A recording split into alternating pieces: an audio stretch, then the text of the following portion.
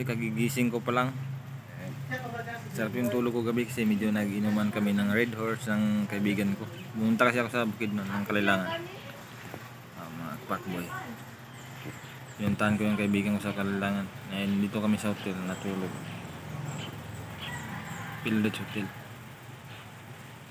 Mga kapakboy. Ito pala yung bed na Pildet Hotel. Ito yung view nila ngayon.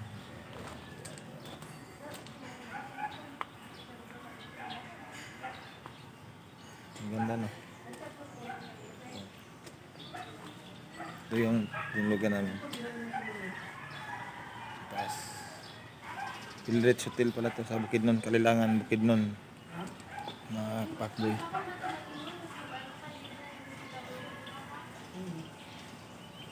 Yung mga kapakboy. Hanggang dito na mga kapakboy.